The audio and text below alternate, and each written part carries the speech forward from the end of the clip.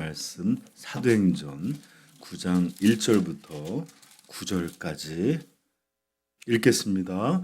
사울이 주의 제자들에 대하여 여전히 위협과 살기가 등등하여 대제사장에게 가서 다메섹 여러 회당에 가져갈 공문을 청하니 만일 그 도를 따르는 사람을 만나면 결박하여 예루살렘으로 잡아오려 함이라. 사울이 길을 가다가 다메섹에 가까이 이르더니 호련히 하늘로부터 빛이 그를 둘러 비치는지라. 땅에 엎드러져 들음에 소리가 있어 이르시되 사울아 사울아 내가 어찌하여 나를 박해하느냐 하시거늘 대답하되 주여 누구시오니까 이르시되 나는 내가 박해하는 예수라. 너는 일어나 시내로 들어가서 내가 양길을 내게 이를 자가 있으니라 하시니 같이 가던 사람들은 소리만 듣고 아무도 보지 못하여 말을 못하고 서 있더라. 사울이 땅에서 일어나 눈은 떴으나 아무것도 보지 못하고 사람의 손에 끌려 다메섹으로 들어가서 사흘 동안 보지 못하고 먹지도 마시지도 아니하니라. 아멘. 정말로 여러분들 하나님의 일은 하나님의 일하심은 어떤 인생도 감히 예측하거나 측량하지 못합니다. 왜 하필 초대교회의 가장 큰 대적자예요. 거의 강적인 집착으로 이 그리스도인들과 또 교회를 박해하던 왜 이 사울이라는 사람을 하나님 택하셔서 예수 그리스도의 영광된 복음과 이 복음이 세계에 전파되기 위한 그런 사역자, 가장 위대한 사역자로 삼으셨는지 참으로 우리는 알 수가 없습니다. 로마서 11장 33절 깊도다 하나님의 지혜와 지식의 풍성함이요 그의 판단은 헤아리지 못할 것이며 그의 길은 찾지 못할 것이로다. 이사야에서도 말합니다. 이는 내 생각이 너희의 생각과 다르며 내 길은 너희의 길과 다름이니라. 여호와의 말씀이니라. 이는 하늘이 땅보다 높음같이 내 길은 너희의 길보다 높으며 내 생각은 너희의 생각보다 높음이니라. 아멘. 종종 인생을 살고 또 목회를 하다 보면 정말 이해가 안 되거나 또는 전혀 생각하지 못했던 그런 일들이 있어요. 제가 중고등부들을 데리고서 그 온누리 목요 찬양 같은 데 가보면 기대하는 애들은 멀뚱거리고 있고 또 정말 예상하지 못했던 애들이 이러고 있는 모습 정말 사람의 생각과 달라요. 그러므로 여러분 인생이 여러분들의 뜻대로 이루어지지 않는다고 너무 속상해하거나 답답해하지 않기를 바라요. 아멘. 왜냐하면 우리의 생각대로 이루어지면 항상 우리가 생각한 결과들을 얻게 되지만 완전하신 영광의 하나님께서 계획하신 대로 이루어지면 언제나 참된 복락에 이르게 될 줄로 믿습니다. 그래요 여러분, 하나님이 우리를 향한 그분의 계획과 뜻은 우리로 측량할 수도 헤아릴 수도 없습니다. 다만 우리는 아는 것은 하나님이 선하시고 완전하시고 은혜로우신 분이라 우리를 향하여 그런 놀라운 은혜의 길로 그런 복락의 길로 인도하실 것을 우리는 알고 믿는 것입니다. 그러므로 하나님이 내 뜻이 아니라 하나님의 뜻이 이루어지기를 소망하는 성도 되시길 축복합니다. 네, 정말로 최악의 대적자였습니다. 사울은. 그래서 그는 예루살렘에서 이런 일을 하는 것까지 예루살렘에서 박해하는 일을 거기서만이 아니라 이제 멀리 다메섹이라고 하는 곳까지 가서 그리스도인들을 잡아오려고 했습니다. 왜 잡아오려고 했을까요?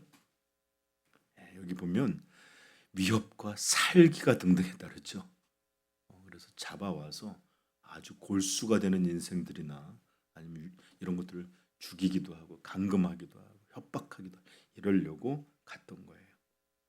지금 이 사울이라는 사람이 이 다메섹이라고 하는 곳, 이곳이 어디라고 그랬죠? 지금 현재 다마스커스라고 하는 이곳을 특별히 정해서 갈 만큼 이곳은 그리스도인들의 공동체가 활발하고 무언가 그러니까 사울이라는 사람이 여기를 꼭 가야 되겠구나 하는 이런 뭔가에 그런 일이 있었을까요? 이곳이라고 하는 곳이 그냥 이렇게 갑자기 다메섹 이랬을 거예요. 그러진 않았겠죠, 그죠? 예, 무언가 그의 마음을 자극하거나 여기를 꼭 가야 되겠다는 그런 그리스도인들의 활동이 있었을 것입니다. 자, 그래서 이 지역을 이제 그래서 특정해서 가게 되었는데 우리가 그런 것들을 좀 어떻게 그런 일이 있었을까 생각해 보면 먼저 사도행전 2장에 보면 성령 강림의 시기에 각 나라에서부터 각국에서 온 유대인과 유대교에 입교한 이방인들이 모였다 그랬어요. 그렇죠? 근데 거기에는 수리아 출신들이 있었어요. 바로 이 수리아가 다마스커스 지역을 말합니다. 그리고 또 8장에서는 예루살렘에 큰 박해가 있어서 초대교회 사람들이 흩어졌죠. 그런데 이 다마스커스라고 하는 곳은 고대에서부터 사람들이 살던 고대 도시 중에 가장 오래된 도시 중에 하나였고 여기는 상업이 굉장히 발달한 곳이었습니다. 그래서 예루살렘에서 한 250km 정도 떨어져 있기에 너무 먼 거리도 아니었고 그래서 여기에 이주하여서 살기에 꽤나 적합한 그런 대도시였습니다. 또 로마 시대의 왕의 대로라고 불리는 이 큰 길이 여기를 뚫려 있어서 교통의 요충지였기에 복음 전파를 자신들의 사명으로 여기는 이 그리스도인들에게 이곳에서 이 행인들 지나가는 이들에게 복음을 전해야 되겠다 하면서 이렇게 많은 사람들이 이곳에 거주하게 되었을 것입니다.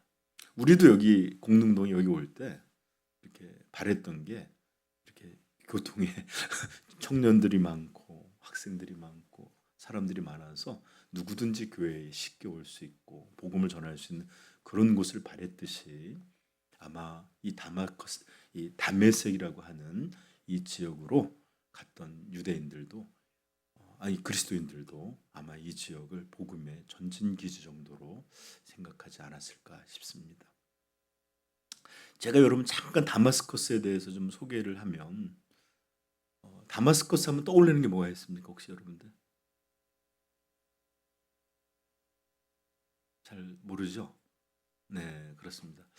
다마스커스 칼이라고 굉장히 유명한 건데 11세기부터 13세기에 십자군 원정이 일어났을 때 그들이 사용하는 칼이 그냥 이 롱소드라고 부르는 이 십자군 칼들을 썩둑썩둑 잘라버렸어요. 그래갖고 이 유럽 사람들은 이 칼에 대해서 이 사람들이 악마의 주술로 만든 칼이었다 라고 생각할 정도로 엄청난 잘 부서지지도 않고 휘지도 않고 칼이 칼을 자르는 이런 엄청난 칼로 알려진 곳이 바로 다마스커스 칼입니다. 요즘도 만들지만 사실은 그 만들었던 방식을 다 상실했어요. 그래서 그냥 단조처럼 여러 겹을 만들어갖고 그 무늬를 만들어서 이렇게 만드는 것이 남아있긴 한데 이 고대의 기술은 사라졌어요. 아무튼 그래서 이것으로 유명했고 사실 아랍의 그 영웅이라고 불렸던 십자군 원정을 막아냈던 살라딘이 무덤이 여기 있었습니다. 그래서 굉장히 이 아랍이나 이 무슬림 세계에서 그리고 고대 세계에서 너무나 유명한 지역이 바로 다마스커스예요. 자, 그리고 이 다마스커스로 가는데 2절에 보면 사울의 행동에서도 꽤나 그리스도인들이 여기 활동하고 있는지를 짐작할 수 있는데 2절 초반부 읽어볼까요? 시작. 다메섹 여러 회당에 가져갈 공문을 유대인들은 일단 많이 살았던 것 같아요. 그죠? 그런데 그 회당들에 여러 회당들에게 가져가서 공문이 뭘까요? 이 사울이라고 하는 사람을 도와서 그리스도인들을 색출하고 잡아내고 보내는 일에 회당들이 좀 도와줘라. 이런 내용들을 각 회당들에게 가져갈 공문들을 가져갔다는 거예요. 그러므로 꽤나 이런 내용들로 봐서 이곳은 그리스도인들의 꽤 많은 다수가 있었고 또 이곳에서 복음 전파라고 하는 일들이 꽤나 힘있게 이루어지고 있었던 것 같습니다. 그래서 이 소식을 접한 사울은 이것들이 그러면서 위협과 살기를 가지고 그들을 잡아오려 이곳을 떠난 것입니다. 그리고 바로 이 죄악의 길에서 바로 이 폐역의 도상에서 예수님은 그의 악행을 죄를 멈춰 세우시고 사울아 사울아 하면서 그를 부르십니다. 여러분 우리 지난주에 봤던 것처럼 호련히 하늘로부터 빛이 그를 둘러 비쳤습니다. 이 빛이 가시적인 거였는지 아니면 물리적인 빛이었는지 또는 아닌 것인지 모르지만 그 환한 지역에서 중동 지역에 또 빛이 비쳤다고 느낄 정도로 엄청나게 밝은 빛이었던 것 같아요. 그래서 이 빛이 비쳤을 때 사울은 너무나 놀라서 두려워서 갑자기 땅에 떨어지면서 엎드러집니다. 그리고 난 다음에 그에게 소리가 들리는데 뭐라고 부르죠? 사울아 사울아 어찌하여 나를 박해하느냐. 이렇게 구약에도 보면 아브라함아 아브라함아 이렇게 부르는 것처럼 사울아 사울아 어찌하여 나를 박해하느냐. 그리고 이 대답 이런 음성을 들은 사울은 큰 두려움 속에서 자기도 모르게 주여 주여 누구십니까? 그때 그의 귀에 상상도 할 수 없었던 차마 조금도 상상할 수 없었던 대답이 그에게 들려옵니다. 뭐라고 대답하죠? 나는 내가 박해하는 예수라. 여러분 저 좀 보세요. 상상해 보십시다. 우리 초등학교 애들이 이렇게 바이블 세계 속으로 쏙 들어가는 만화가 있거든요. 거기 담배색 도상에 가서 사울이 있는 데 갔는데 사울이 그렇게 이러고 막 멋대로 사는데 그때 나는 내가 박해하는 예수라. 이런 얘기를 사울이 딱 들었을 때 어떤 얼굴이었을까? 어떤 얼굴이었을까? 이때 그는 어떤 마음이었을까요? 너무나 신비롭고 두려운 빛이 임했고 그 가운데 신적 음성, 하나님의 음성이 들렸는데 그의 이름을 부르시고 말씀하신 이가 다름 아닌 자신이 그렇게도 혐오하고 그렇게도 박해하고 심지어 죽이고자 했었던 그 사람들의 주가 되시는 예수, 나는 네가 박해하는 예수라. 이 말을 들었을 때 그의 마음은 어떤 것이었을까요? 아마 이 소리를 들었을 때 사울의 마음에는 마치 마른 하늘에서 천둥과 번개가 떨어지는 것 같은 놀라운 영혼의 충격을 받았을 것입니다. 자기가 그렇게 죽이고자 했던 존재, 자기가 그렇게 혐오했던 존재, 자기가 그렇게 없애고자 했던 그 존재가 이런 신적 모습으로 자신에게 현현하여 임하셨고 그렇게 자기가 이 종교적 확신, 율법주의 확신, 유대교의 확신을 가지고 사람들을 죽이고 잡고 이런 정당성, 이런 의로움이 흔들릴 정도가 아니라 마치 폭탄이 떨어진 것 같이 꽉 자기의 마음에 들려졌을 것입니다. 그리고 이런 충격과 함께 갑자기 두려운 마음, 공포가 몰려왔는데 나는 내가 박해하는 예수라. 그냥 예수가 박해하는 예수라. 그때 그는 스데반을 죽였던 그 모습이 떠올랐고 그는 그의 죽음, 돌을 맞아 두개골이 깨지고 눈이 튀어나오고 내장이 터져 죽는 그 죽음을 당연한 것으로, 합당한 것으로, 마땅한 것으로 여겼던 사람입니다. 그리고 그가 집집마다 남녀를 물어나고 끌어다가 감금하고 교회를 어떻게든지 멸하고 없애려고 했던 그런 사람이었습니다. 그리고 이제도 예루살렘이 아니라 이 다메섹이라고 하는 이곳까지 가서 또 그들을 잡아오려고 나섰던 그 길에서 하나님을 만났는데 그분이 말씀하시는 바가 이거예요. 나는 내가 박해하는 예수라.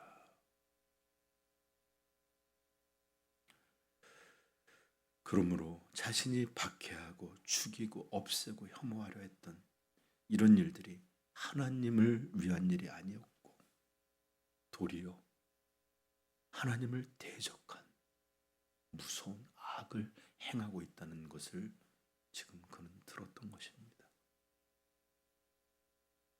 이렇게 놀라운 신적 위험 속에서 나는 네가 핍박한, 내가 박해하는 예수라, 이 말을 들을 때 그는 두려워하지 않을 수가 없었을 것입니다. 나는 지금까지 무슨 일을 했던 것일까? 내가 도대체 뭔 일을 했지? 이런 공포가 몰려왔을 것입니다. 지금까지 한 사람, 사울이라고 하는 사람 속에 믿어왔던 신앙의 체계, 생각, 인생, 종교, 모든 것이 철저히 부서지고 붕괴되는, 즉 그의 세계가 완전히 무너져 내리는 그런 마음, 그런 상태가 되었을 것입니다. 그래요. 정말로 그렇게 잠깐이지만 나는 내가 박해하는 예수라, 이 말을 들었을 때 그는 정말로 주마등같이, 그리고 자기가 모든 믿고 열심을 냈고 했던 것들이 갑자기 붕괴되는 혼란, 공포, 충격, 이런 것들로 아마 꼬꾸라지는 그런 일이 일어났을 거예요. 그리고 심지어 그는 그 사건으로 말미암아 얼마나 그에게 충격이 컸고 얼마나 이것이 그를 혼란하게 했고 얼마나 그를 두려워하게 했냐면 그는 시각을 잃었어요. 그리고 말을 잃었습니다. 또 먹고 마심이라고 하는 이런 것조차도 잃어버리게 됐다라고 말해요. 8절 9절 한번 읽어볼까요? 시작. 사울이 땅에서 일어나 눈은 떴으나 아무것도 보지 못하고 사람의 손에 끌려 다메섹으로 들어가니 사흘 동안 보지 못하고 먹지도 마시지도 아니하니라.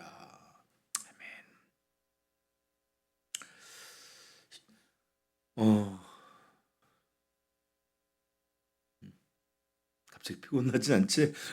그래. 자, 우리는 지난주 사울이 구원받는 장면을 통해서 구원의 진리들에 대해서 몇 가지를 들었어요. 구원은 사람의 선택에 의해서 이루어지는 것이 아니라 하나님이 택하신 일이요. 우리가 하나님을 찾아서 이루어지는 것이 아니라 하나님이 먼저 찾아오신 사건이다. 우린 들었습니다. 그리고 그 죽은 영혼을 향해서 하나님이 그의 이름을 부를 때 우리는 누구도 저항할 수 없이 그의 구원을 향하여 나아가게 된다라는 것도 들었어요.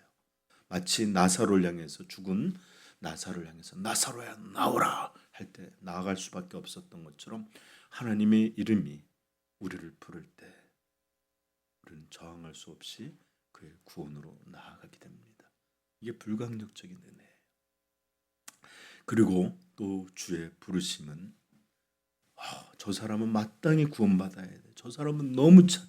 이 사람은 믿기만 하면 천국 갈 사람. 이런 게 아니라 정말로 그런 의인을 부르러 온 것이 아니라 악인 괴수, 정말로 죄인을 부르러 오셨다라는 것도 들었어요. 아멘. 네. 이제 오늘 우리가 배우게 될 구원의 진리는 이 구원이 실제적으로 우리에게 임하여 작용하는 방식이에요. 이렇게 부르셨는데 구원이 그럼 우리 쪽에서는 어떻게 작용해서 이루어지는지를 여러분한테 좀 설명하려고 합니다. 여러분 만약에 제가 요리사예요. 요리 쇼 호스트인데 제가 잘 만들어진 음식을 이렇게 여기다가 이렇게 만들어 놓고 속이 불편한데 음식 얘기하면 안 돼. 이렇게 맛있는 걸 만들어 놓고 이제 여러분들에게 이 음식이 이제 만들어지는 과정뿐만 아니라 꼭 그런 거 있잖아. 한번 뭐 이런 또 쇼도 필요하잖아요. 그래서 나는 자 그러면 여러분들 이 음식이 우리의 것이 되게 하는 방식이 있겠죠. 눈으로 보는 것이 아니라 즉 단순해요. 입을 열어서 그 혀가 그것을 맛보고 씹어서 삼켜서 소화되는 이런 과정을 통해서 이 맛있는 이 아니면 훌륭한 음식이 내 것이 되듯이 이렇게 하나님의 부르심은 이렇게 한 영혼을 향해서 하나님이 나오라 죽음에서 저주에서 죄악에서 나오라 이렇게 부르시는 이 부르심이 우리에게 어떤 방식으로 적용되는지 좀 설명하려고 합니다. 바로 그렇게 그리고 또 주님이 부르실 때 우리는 같은 단어예요. 회심이라고 부르는 마음의 변화 또는 어떤 것에서 건짐을 받는다는 구원 또는 다시 태어난다는 거듭남 이렇게 그런 곳으로 나아가게 됩니다. 우리 모두는 사실 사울과 똑같아요. 하나님 없이 자기 자신을 자기 의를 내세우려고 하나님의 의를 대적하여 살아왔습니다. 그리고 하나님이 아닌 자신을 우상과 같이 음란히 사랑하여 살아왔던 그런 인생이었습니다. 그리고 우리가 성령에 의해서 복음을 깨닫게 될 때 바로 이런 충격, 공포, 혼란, 부서짐 즉 옛 자아의 붕괴와 함께 모든 것이 자기가 알고 있던 모든 것이 무너지고 진실로 하나님의 의가 하나님의 구원이 이것만이 진실이었구나를 알게 되는 그런 일들을 경험하게 됩니다. 이것을 성경은 회개라 부르고 회개는 이렇게 죄의 자각, 죄를 향한 슬픔, 애통 이런 것들로 이렇게 하나님 앞에 처음으로 나아가게 됩니다. 바로 이것이 성경이 말하는 진정한 의미의 회개요. 성경이 말하는 그런 돌이킴입니다.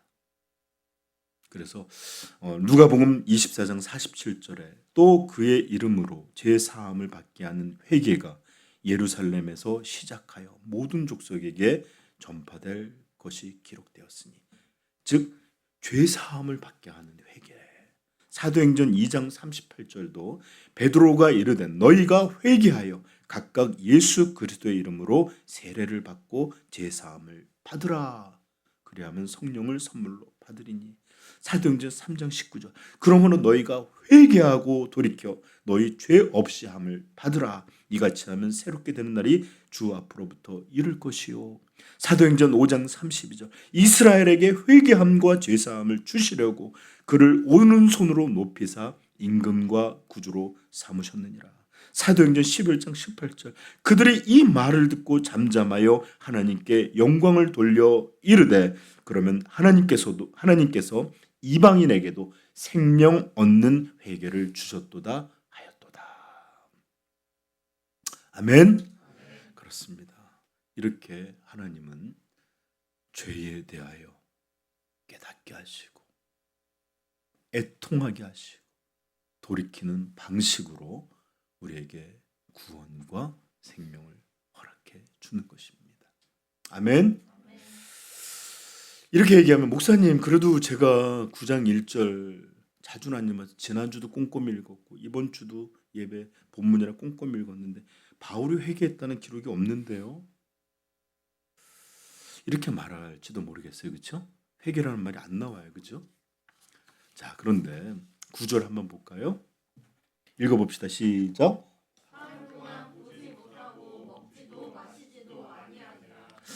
오늘 여기 이렇게 기록된 건 먹지도 마시지 않았다. 식음을 전폐했다라는 말은 그냥 어떤 사실을 기록하고 있는 게 아니에요. 즉 먹는 거 마시는 것조차도 아무것도 입에 대지 않고 그가 있었다는 이 사실은 그가 지금 얼마나 충격을 받았고 얼마나 그의 마음의 두려움이 사로잡고 있었고 그가 믿어왔던 것, 그가 의지했던 것, 그가 추구했던 것들이 다 무너지는 혼란을 경험하고 있었고 후회하고 내가 무슨 일을 한 건가 자책감, 슬퍼하는 즉 철저히 주님 앞에서 뉘우치고 돌이키고 회개하는 그 모습을 비유적으로 이렇게 묘사하고 있는 것입니다. 지금까지 자기가 그렇게 의롭다고 정당하다고 생각했던 일들, 이것을 주님의 비단에서 보게 되었을 때 지금 그는 자기가 분개되고 있는 그렇게 하나님을 향하여 회개하고 돌이키고 있는 그런 모습을 적고 있는 것입니다. 아멘. 잠깐 우리 시선을 성경의 세계에서 돌려서 오늘 우리의 세계로 한번 돌아와 보십시다. 저는 현대교회에서 정말 이상한 일, 현상들을 정말 거듭거듭 보게 돼요. 많은 구원받았다고 자기들이 주장하는 사람들 중에 죄를 알지 못하는 구원이 있어요. 죄에 대한 돌이킴이 없는 구원이 있대요. 죄를 탄식하거나 슬퍼하지 않는 회심이 있고 회개가 없는 구원이 있는 것처럼 보이는 현상들이 많습니다. 현대교회에서는 너무나 빠르게 너무나 쉽게 구원에 이르고 너무나 빨리 자기 확신, 나는 거듭났어요, 구원받아, 이렇게 말하고 또 이런 사람들 태도를 보면 밝고 의롭고 당당하기까지 합니다. 그러나 성경이 보여주는 구원 사건, 이 회심은 분명한 죄에 대한 인식, 죄에 대한 책망, 죄에 대한 선명한 하나님의 지적으로부터 시작합니다. 사울 4장 9장 4절 시작. 사울아 사울아 내가 어찌하여 나를 박해하느냐. 지금 예수 그리스도 이 주께서 지금 그를 책망하시는 거예요. 지금 너는 거룩한 하나님을 대적하고 있다. 지금 너는 하나님을 향하여 그의 백성들을 향하여 무서운 죄 이것을 범하고 있다. 너의 지금까지 모든 것들이 그저 죄일 뿐이다. 그리고 이런 신령한 음성, 빛 가운데 말씀하신 그 음성을 들었을 때 그의 반응은 철저하게 자아가 부서지는 것이었습니다. 그래서 사흘 동안 보지 못하고 먹지도 마시지도 아니하니라. 하나는 보지 못했다라고 수동형이에요. 내가 보고 싶은데 눈을 감았다는 게 아니고 그렇게 보지 못하게 되었다는 것이고, 하나는 자기가 능동적으로 하지 않았다는 겁니다. 뭐를? 먹지도 마시지도 못했다고 하는 게 아니라 먹지도 마시지도 아니하니라. 지금 그의 영혼은 깊은 충격, 죄에 대한 애통함으로 무엇이든 먹든지 마시든지 이런 것들을 거부할 만큼 괴로워하고 있습니다. 자기가 지은 죄들에 대하여 그는 지금 이렇게 심령을 뜯는 괴로움을 탄식하고 있는 것입니다. 이렇게 참된 구원은, 회심은 반드시 이런 죄에 대한 자각, 죄에 대한 애통, 죄에 대한 돌이킴과 항상 함께 움직이는 것입니다. 그런데 오늘날 현대 교회에서는 신앙에 대해서 이렇게 말합니다. 목사님, 저 이제 마음이 편해졌어요. 교회 오는 게 예전처럼 부담 같지가 않아요. 이제 예전처럼 어렵지 않아요. 목사님, 저 하나님이 너무 좋아졌어요. 이러면서 웃으며 자신이 신앙인이 됐다는 것을 고백하는 이들이 있습니다. 그런데 저는 왜 현대교회에서 탄식하고 슬퍼하고 나는 죄인입니다. 나는 죄인입니다. 이러면서 부끄러워하고 겸비하여 탄식하고 우는 이들을 점점 보지 못하게 되는 것은 어쩐 일입니까? 성경은 회개 없는 구원을 가르치지 않습니다. 성경에서는 회개와 구원, 회개와 거듭남, 회개와 회심이 어떤 경우도 전혀 분리되어 설명되지 않습니다. 사도행전 2장 38절 구원을 받기 전에 베드로가 이르되 너희가 회개하여 각각 예수 그리스도의 이름으로 세례를 받고 죄사함을 받으라. 그리하면 성령을 선물로 받으리니. 이렇게 성경의 회개는 이전에 자신이 그 세계가 그 행했던 모든 의로움이 완전히 붕괴되는 사건이요. 이전의 삶을 복음과 성령의 눈을 통해서 진정으로 이 실체가 무엇인지 깨닫게 되는, 알게 되는 일이요. 또 그것이 그에게 설명할 수 없는 슬픔과 또 이것이 내가 예수 그리스도를 십자가에 못 박았구나 하는 그런 애통함. 그분의 십자가가 그저 교리가 아니라 내 죄악이 그의 살을 들고 욕구를 찢고 그를 매달았구나 하는 깊은 인식 속에 주님을 그의 구원자로 주로 영접하며 다시 태어나는 이런 사건이 바로 성경이 말하는 구원이고 이것이 바로 거듭남입니다. 그러하기에 고린도후서 5장 17절은 이런 일을 향하여 그런즉 누구든지 그리스도 안에 있으면 새로운 피조물, 새로운 창조물이라. 이전 것은 지나갔으니 보라 새 것이 되었도다. 아멘. 근데 여전히 이전 것이 가득한 새 것이 된 아무것도 없는데 웃으면서 나는 그리스도인이에요 말할 수 있는 현대 교회의 이런 모양들, 여러분 철저히 거부할 수 있기를 축복합니다. 많은 사람이 믿든지 큰 교회가 말하든지 유명한 이가 말하든지 성경적이지 않아요.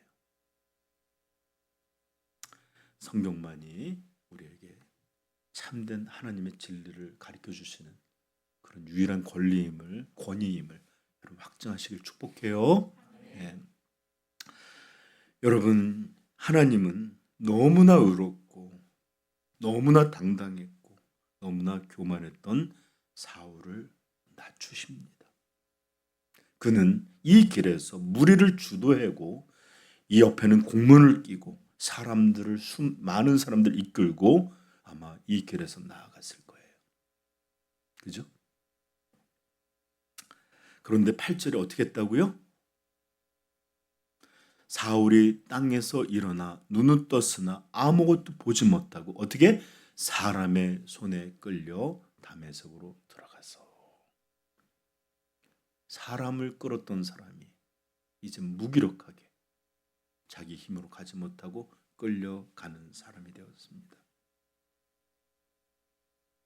그는 자기가 진리를 보는 사람이었고 자기가 보는 것이 옳았고 이것이 하나님의 뜻이라 믿었던 그렇게 이 육체의 눈뿐만 아니라 그리고 분명한 영적 눈을 갖고 있다고 믿었는데 그는 여기 보시면 뭐라고 나오죠? 9절 사흘 동안 3일 동안 보지 못하고 마치 이 장면은 요나가 하나님을 명령을 거적하고 가다가 폭풍 가운데 사람들이 이 모든 게 내 탓이오. 내가 죄를 범한 것이오. 나를 바다에 빠뜨리면 잔잔하게 되리이다 하면서 바다에 던졌는데 어떻게 됐죠? 헤엄쳤어?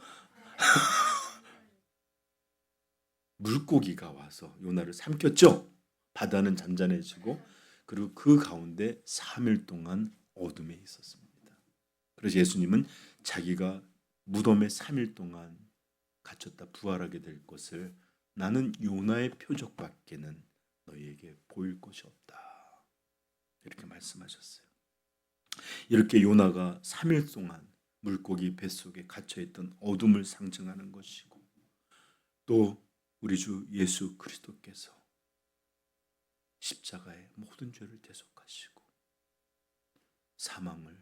사망의 어둠 속에 무덤 속에 3일간 갇혀 있었던 것처럼 이제 사울은 아무것도 보지 못하는 깜깜한 어둠에 지금 놓여 있게 된 것입니다.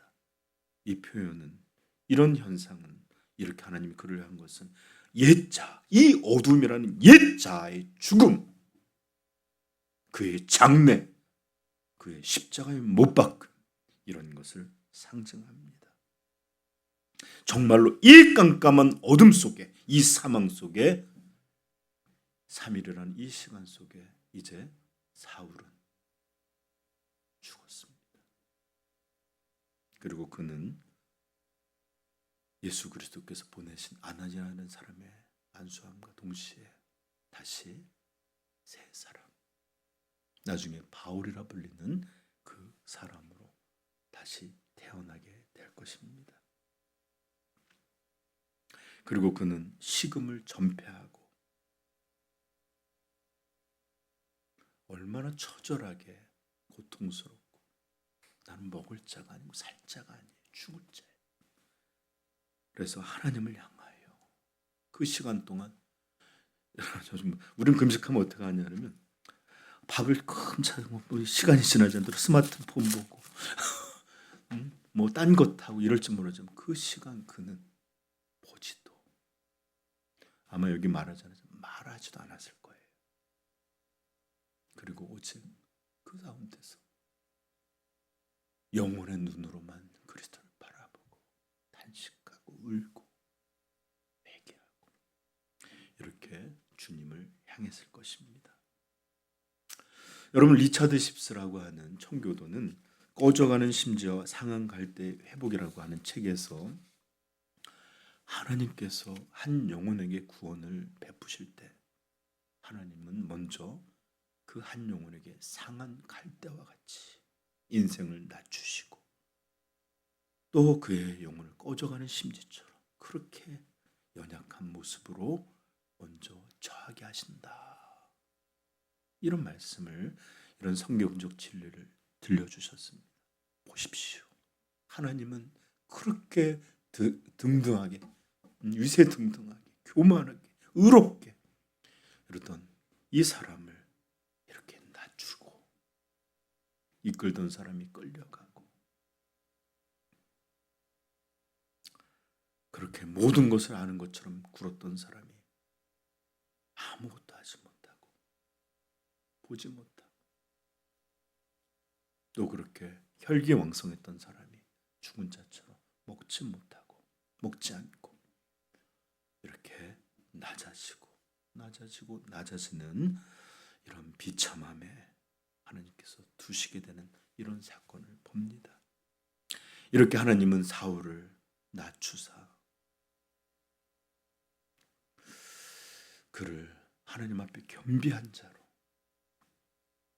깨닫게 하시고 구원에 이르게 하셨고 또 그를 다시 살리사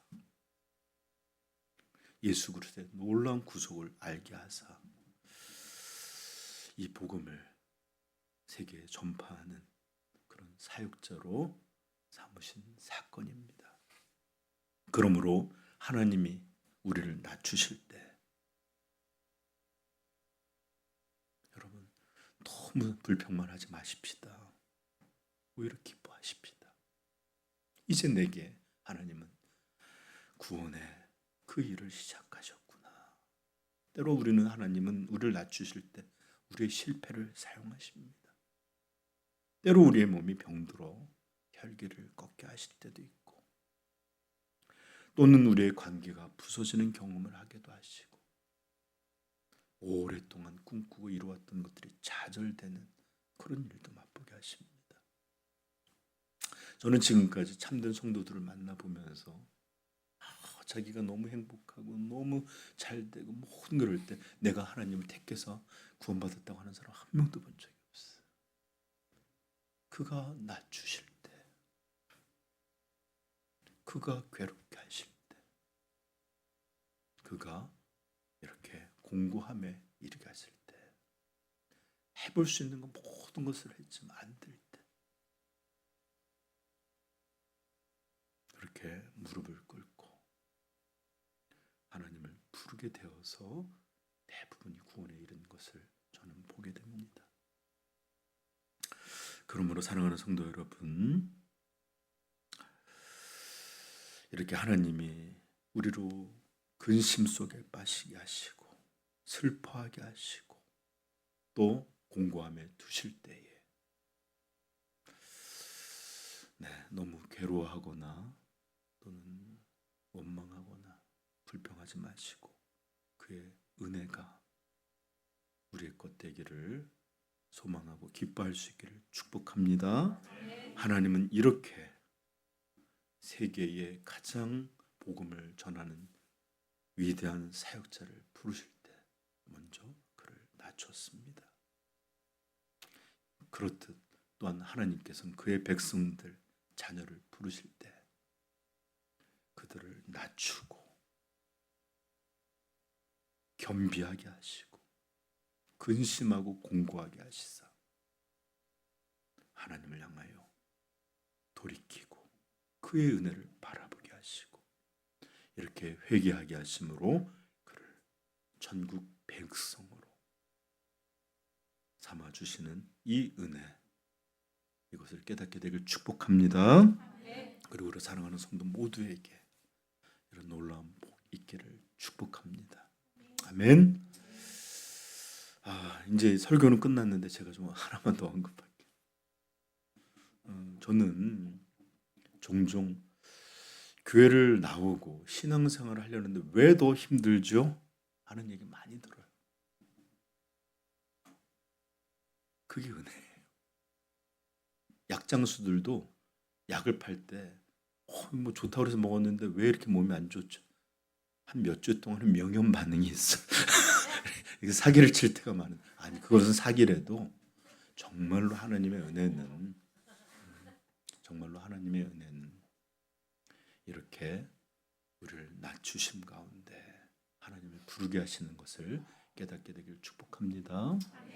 예전에 인천에 있었던 어떤 큰 기업에 이제 그 사회를 둔 어떤 권사님이 있었대요. 저도 이것을 어떤 목사님 전해준 예화로 들어서 정확히 누군지는 모르는데, 근데 그분이 사위가 너무 잘 나가고 딸도 잘 사는 건 좋지만 항상 고민이 그리스도를 영접하지 않고 그렇게 살아가는 것들을 고민했대요. 그래서 맨날 새벽 기도하다 마서 하나님 우리 사회 좀 건져주세요. 제발 우리 사회가 교회 나와 복음을 듣게 해주세요. 막 그렇게 몇 년을 열심히 기도했는데 그런 것은 보이지 않더니 갑자기 이렇게 소식을 들었는데 회사가 흔들리고 그 다음에 사람들이 떠나고 곧 그렇게 견실했던 회사가 부도나게 되었다라는 소식을 들어서 또 그 권사님 새벽마다 가서 주여 주여 주여 우리 사이에 이 기업을 살려주시고 회복시켜 막 울고 기도하는데 갑자기 어느 날 기도를 열심히 하는데 한 가지 기도만 해라. 네가 구원을 위해 기도하길래 내가 그를 낮춰서 그를 나를 찾도록 부르려고 지금 이렇게 하고 있는데 또 다시 회복시켜달라면 한 가지 기도만 해라. 이런 예화를 진짜로 그런 일이 있었다고 하던데, 여러분 죄송하지만 하나님이 우리의 이름을 부르실 때 큰 교만과 영광과 의로움 가운데 부르시는 게 아닙니다. 낮추시고 또 낮추셔서 하나님을 그분의 은혜를 부르지 아니하고는 어떠한 소망도 가질 수 없을 때까지 만드셔서 그렇게 하나님 앞에 나오게 하시는 줄 믿기를 축복합니다. 그러므로 다시 한번 그가 낮추시면 낮아지리라. 그가 낮추시면 기뻐하리라.